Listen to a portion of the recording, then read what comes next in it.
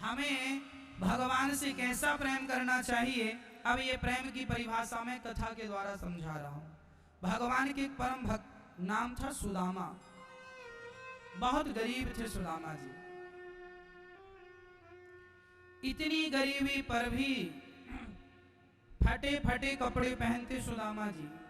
सुदामा जी की पत्नी माता सुशीला जो साड़ियां लोग फेंक देते थे वो उठा कर ले आती। साड़ी फट जाती, सिल लेती, साड़ी सड़ जाती, जरा से झटके में फट जाती, सिलती रहती और सिल कर साड़ी पहनती रहती। एक साड़ी खरीदने की भी हैसियत नहीं थी। सुदामा जी के घर में अन्न का दाना नहीं था। गरीबी तो बिल्कुल चरम सीमा पर थी सुदामा जी के यहाँ। पेड़ की छांव में घास की झोपड़ी थी, माटी के कुछ बर्तन थे, बस यही संपत्ति सुदामा जी की।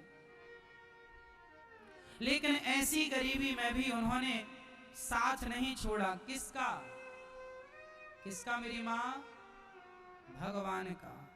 ऐसी गरीबी में भी वो भगवान का दिन रात भजन करते।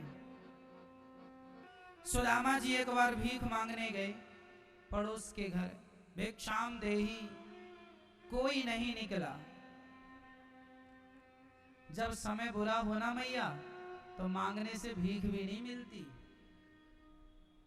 है ना।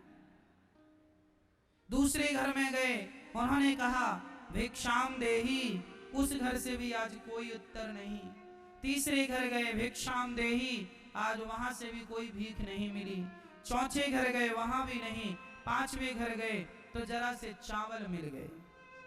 चावल लेकर, अच्छा सुदामा जी का नियम था 5 घर ही मांगते थे, 6वें घर नहीं जाते थे। मिल जाए इन 5 में तो ठीक, नहीं मिले इन 5 में तो उस दिन भूखे सो जाते थे, पर 6वें घर नहीं जाना, ये नियम था उनका। 5 घर मांग कर आए। पत्नी ने कहा बताओ क्या लाए हो, बच्चे बहुत भूखे हैं। सुदामा जी चावल पकड़ाते हैं, ये मुट्ठी भर चावल मिले हैं। सुशीला मुट्ठी भर चावलों को मिट्टी के बर्तन में डालकर पकाती है और जब पक गए तो उनके बच्चों को मुट्ठी भर चावल कितना होगा, बच्चे खाने के बाद भी कह रहे हैं माँ भूख लगी है, माँ भूख लगी। उनको ही खिला दिया, खुद के लिए तो कुछ बचा नहीं। सुदामा जी आज पानी पीकर सो गए,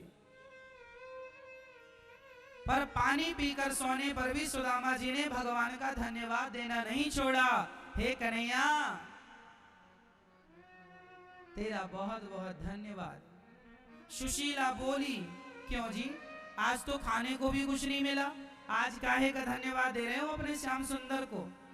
सुदामा बोले भाग्यवान, आज खाने को रोटी नहीं मिली तो क्या हुआ, पीने को पानी तो मिला गिलास भर, उसका तो धन्यवाद दे दूं। सुदामा जी जो नहीं है उसके लिए रोते नहीं है, जो है उसका धन्यवाद देते। सुदामा जी कुछ ना होने पर भी भगवान से प्रसन्न थे, और आज के आदमी के पास बहुत कुछ होने के बाद भी भगवान से देखो कितनी शिकायतें होती हैं, भगवान तुमने ये नहीं दिया, वो नहीं दिया। देने वाले किसी को गरीबी ना दे, जान ले ले मगर बदनसीबी ना दे। सुदामा दूसरे दिन जागते हैं, फिर नहा धोकर भिक्षा के लिए गए, शायद आज कुछ मिले। भिक्षाम देही, आज भी घर से कोई जवाब नहीं। दूसरे घर, तीसरे घर, चौथे घर, 5वें घर, आज फिर 5वें घर में किसी ने मुट्ठी भर चावल दे दिए, फिर बनाकर बच्चों को ही खिलाया। आज 2 दिन हो गए सुदामा और सुशीला ने अन्न का दाना नहीं खाया, लेकिन 2 दिन की कड़ी भूख पर भी सुदामा जी अपने कृष्ण को धन्यवाद नहीं देना भूलते। मेरे कृष्ण। सुशीला कहती है क्यों कृष्ण कृष्ण जपते हो। सुशीला तू विचलित हो रही है। अरे भाग्यवान, हानि लाभ तो भगवान के हाथ है। मैंने कोई पाप किया होगा, इसलिए मेरे पाप के कारण देख आज मेरे को भूखा सोना पड़ता है। पर भाग्य देवी देख, हमारे भाग्य में यदि गरीबी है तो हमें तो गरीबी मिलनी ही है।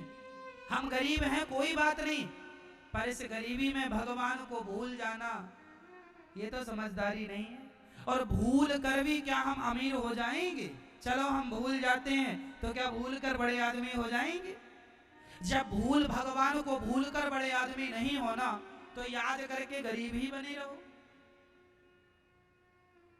क्या मिल जाएगा वो? चलो आज आप लोग कहते हैं महाराज जी क्या मिलता है भगवान का भजन करने से? तो मत करो।